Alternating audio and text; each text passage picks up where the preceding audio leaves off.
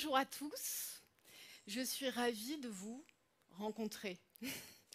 Je vais justement vous parler de l'importance de la rencontre et de la vraie rencontre humaine, la vraie rencontre sensorielle. Et je parlerai tout à l'heure de la différence entre la rencontre virtuelle et la rencontre, comme on dit, en vrai. Mais pour introduire donc ce sujet de la rencontre, j'avais envie de vous inviter à voyager un tout petit peu dans le temps.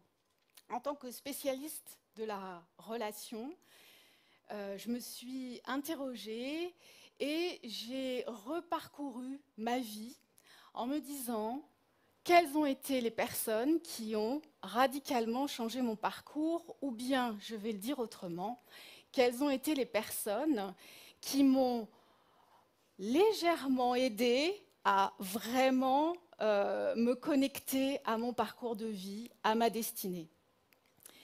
Et en fait, lorsque j'avais 23 ans, j'ai rencontré mon premier formateur, la personne qui a fait que ma vie a pris un tournant totalement différent de ce que j'avais imaginé, envisagé. Et ça a été une vraie révélation. Et je pense vraiment pouvoir dire que si je n'avais pas rencontré cette personne, je serais avec vous, peut-être ou peut-être pas. En tout cas, je n'avais pas de temps à perdre et cette rencontre a accéléré le processus de réveil. Parce que pour moi, la rencontre, ça nous réveille. Pas toutes les rencontres importantes. Elles nous réveillent et elles nous révèlent aussi à nous-mêmes. Donc je vous invite à vous interroger, à penser, à vous rappeler quelles ont été les personnes qui, quand vous les avez rencontrées, et il n'y en a pas beaucoup, ont créé chez vous une prise de conscience, un changement, peut-être une opportunité, une porte qui s'est ouverte.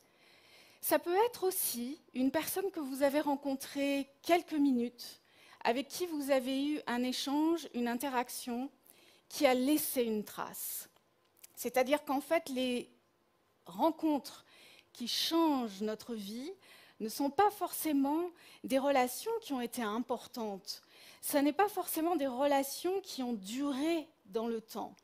Mais il y a parfois des rencontres qui, comme je le disais, peuvent durer quelques minutes, de personnes qu'on ne reverra jamais, mais avec qui il y a eu un échange, il y a eu quelque chose, il y a eu un déclic, il y a eu comme des graines qui ont été semées et c'est venu stimuler votre créativité, c'est venu stimuler votre réflexion et, comme par un effet domino, vous avez pris des décisions, vous avez peut-être décidé de créer quelque chose, d'innover ou de transformer.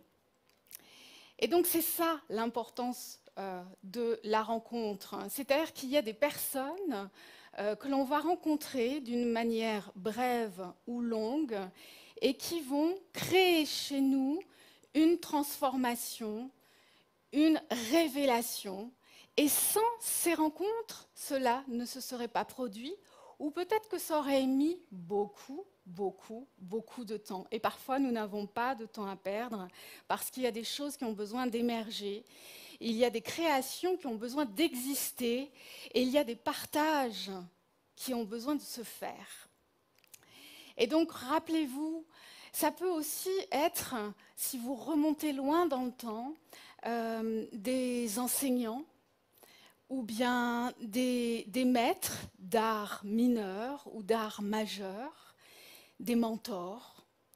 Ça peut être un processus de créativité, ça peut être un processus uniquement dans votre vie professionnelle. De toute façon, ce qui est certain, c'est quel que soit notre domaine de vie, il y a de toute façon à chaque fois des rencontres qui viennent nous bousculer. Et parfois, ce sont des rencontres qui peuvent nous sortir de notre zone de confort.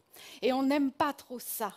Mais pourtant, c'est là que les choses intéressantes se passent.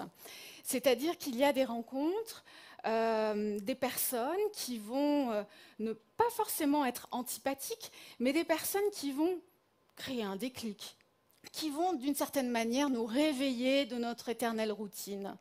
Des personnes qui vont nous obliger à changer de croyance, parce qu'en fait nous sommes bourrés de croyances. Notre éducation, la société dans laquelle nous vivons, nos expériences nous ont convaincus de certaines choses. Et là où les rencontres sont intéressantes et permettent de faire fructifier quelque chose en nous, ce sont des rencontres où les personnes vont nous sortir de nos zones de confort, là où je suis confortable, ce que je connais, ce qui vient valider mes croyances sur moi, les autres, le monde, la vie. Et ces personnes-là peuvent créer chez nous un inconfort bref. Et ce sont souvent des collaborations ou des amitiés ou des co-créations qui vont être absolument formidables. Parce que finalement, rencontrer les personnes qui nous ressemblent, c'est super agréable, c'est super confortable. Il y a un écho permanent, on se sent compris, on se sent entendu et on comprend l'autre. Mais est-ce que vraiment ça vient stimuler notre créativité? Est-ce que vraiment ça vient nous chercher loin? Non. En revanche, il y a des rencontres avec des personnes qui viennent nous déstabiliser, nous bousculer, parce qu'elles ont une vision différente, parce qu'elles osent, parce qu'elles sont convaincues d'un certain nombre de choses, là où auparavant nous ne serions pas allés. Et donc ce sont ces rencontres-là qui sont extrêmement importantes, parce qu'elles viennent nous stimuler. Et c'est en ça que la rencontre... on ne soupçonne pas en fait les effets neurologiques et psychologiques des rencontres. Parce qu'en fait, nous sommes des êtres qui avons besoin de relations. Nous sommes des êtres relationnels. Ça fait partie de nos besoins primaires. Et d'ailleurs, pour certaines personnes qui ont mal vécu le confinement, vous avez pu vous rendre compte de l'importance de l'interaction, de l'importance de la rencontre. C'est quand, malheureusement, on nous retire des choses habituelles qu'on se rend compte de leur importance. Mais c'est tellement intégré, on ne se rend plus compte, en fait, de ce qui se passe d'important dans la rencontre. En fait, au niveau neurologique, quand vous rencontrez des êtres, eh bien, dans votre cerveau, au niveau neuronal, c'est comme un sapin de Noël. Ça s'illumine. Les neurones frétillent, ça s'éclaire de partout. Ça vient vous stimuler. Votre cerveau est en suractivité parce que, avec certaines personnes, plus qu'avec d'autres bien entendu, ça vient vous stimuler, stimuler votre créativité, vous obliger à regarder dans des directions différentes. Et il y a aussi d'autres éléments qui viennent vous bousculer dans la rencontre. On pourrait penser que tout se passe au niveau du cerveau, au niveau de cette stimulation neuronale. Mais en fait, avec les recherches récentes, on s'est rendu compte qu'il y a un autre organe qui est particulièrement présent dans la rencontre. C'est le cœur.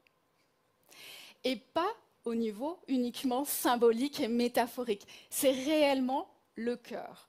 Le cœur émet des ondes électromagnétiques, tout comme le cerveau, et bien plus que le cerveau. Et on s'est rendu compte que dans la rencontre, il n'y a pas seulement cette stimulation neuronale, mais il y a aussi des informations qui circulent au niveau du cœur. Et donc, ce qu'il faut savoir, c'est que vous émettez des informations et vous recevez des informations de l'autre aussi par le cœur. Ce qui veut dire qu'en fait, que quand on rencontre quelqu'un, il n'y a pas seulement notre structure psychologique, mais il y a aussi tout notre corps qui participe à cette rencontre. C'est-à-dire qu'en fait, on va recevoir un certain nombre d'informations, on va en donner, tout ça au niveau subconscient. Mais les informations circulent. Et donc, ce que vous allez émettre comme intention va circuler jusqu'à l'autre, et ce que va dégager la personne, vous allez le ressentir. Alors, il y a des personnes qui sont plus sensibles à ceci que d'autres. Ce sont les empathiques. Si vous êtes quelqu'un d'empathique, vous allez ressentir beaucoup plus instinctivement, vous allez vous dire je ne le sens pas celui-là, ou cette personne m'est sympathique. C'est parce qu'il y a un certain nombre d'informations subconscientes qui arrivent jusqu'à vous et qui viennent aussi stimuler tout un nombre de données, d'expériences au niveau de votre mémoire. Et tout ça se fait en un temps record quand vous rencontrez quelqu'un pour la première fois. En quelques secondes, toutes ces informations, vous les avez captées. Et c'est ce qui va faire que vous allez vous dire, avec cette personne, je vais pouvoir collaborer d'une façon fluide, ou avec cette personne, ça va être un petit peu plus compliqué. Il va falloir que j'aille chercher en moi des ressorts pour pouvoir m'adapter et co-créer avec cette personne. Donc l'empathie est un élément extrêmement important et si vous êtes empathique, sachez que c'est un outil, si vous en êtes conscient, qui vraiment peut vous aider à encore plus améliorer vos relations et vos co-créations, vos collaborations. Et alors l'empathie, c'est quoi? L'empathie, c'est être en capacité de ressentir ce que l'autre ressent et ce que l'autre transmet. Et il y a deux types d'empathie. Il y a l'empathie affective, qui va faire que quand quelqu'un va vous raconter un vécu et ce que cette personne a ressenti, vous allez comprendre au niveau émotionnel, vous allez comprendre au niveau sensoriel, vous allez vous mettre à sa place et vous allez pouvoir avoir un échange avec cette personne qui sera extrêmement fluide parce qu'elle va se sentir comprise. Ça, c'est l'empathie affective. Et c'est quelque chose que l'on peut vraiment utiliser dans le domaine professionnel, bien sûr, en trouvant un bon équilibre. Et cet équilibre, on peut le créer avec l'empathie cognitive, qui est cette capacité à comprendre ce que nous dit l'autre, à vraiment suivre son chemin de raisonnement et entrer en écho avec cette personne. Quand vous avez ces deux empathies, quand vous avez cette capacité à pouvoir entrer en résonance avec l'autre, s'ajoutant à cela ce que je disais par rapport au cœur et aux transmissions d'informations subconscientes, c'est là que vous pouvez vraiment créer une relation extrêmement fructueuse, que ce soit sur un plan amical ou sur un plan professionnel ou sur un plan créatif. Donc ça, c'est des éléments extrêmement importants. Si vous en avez conscience, vous pouvez les développer. Ce qui est important aussi, et qu'on l'on oublie parfois, c'est qu'est-ce qu'on a envie de transmettre à l'autre? Quelle est notre capacité de connexion? Comment on entre en contact avec l'autre? Comment on lui parle et comment on crée ce sentiment de sympathie? La sympathie, c'est différent de l'empathie. La sympathie, c'est permettre à l'autre de se sentir confortable en notre présence. Et si vous l'ajoutez à l'empathie, vous démultipliez votre capacité de communication et de relation et vous donnez encore plus de chance à la relation d'être dans une altérité, d'être dans un équilibre. Donc vous voyez qu'il y a un nombre important d'informations qui circulent à plein de niveaux de conscience, au niveau corporel, kinesthésique, au niveau neuronal, au niveau cardiaque, au niveau subconscient. Donc en fait, c'est très important de ne pas oublier qu'il y a une somme d'informations que l'on reçoit, que l'on traite et que l'on renvoie à l'autre. Et ce dialogue, il se fait. Et ensuite, il y a le dialogue verbal. Et ensuite, il y a ce qu'on va créer ensemble. Et c'est ce qui m'amène à vous parler de la différence. Vous avez deviné vers quoi j'allais certainement. La différence entre la rencontre dans la vraie vie et la rencontre virtuelle. C'est que si nous n'avons pas conscience d'un certain nombre d'éléments, dans la rencontre virtuelle, nous perdons une certaine somme d'informations que nous ne pouvons avoir que dans la rencontre réelle, bien que la rencontre virtuelle est aussi réelle, mais disons de chair et d'os. hein, dans la même pièce, comme vous et moi là maintenant. Il y a une somme d'informations qui circule, qui est filtrée quand on est en virtuel. Cependant, si nous sommes conscients de cela, on peut compenser.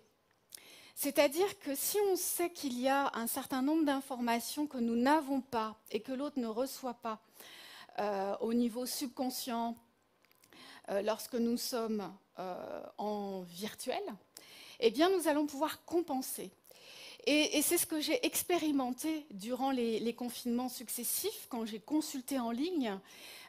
Et du coup, je continue à consulter en ligne parce que j'y ai trouvé des choses en plus. C'est-à-dire qu'en fait, j'ai pu trouver un équilibre dans ma façon d'être en relation, dans ma façon d'écouter l'autre, dans ma façon de lui parler. C'est-à-dire que j'y ai mis beaucoup plus de conscience et j'y ai mis une importance sur le regard et une importance sur la voix. Et l'empathie fonctionne très bien au niveau du virtuel. Donc nous avons la possibilité de créer des relations chaleureuses et fructueuses par le virtuel. Cependant, il y a un risque.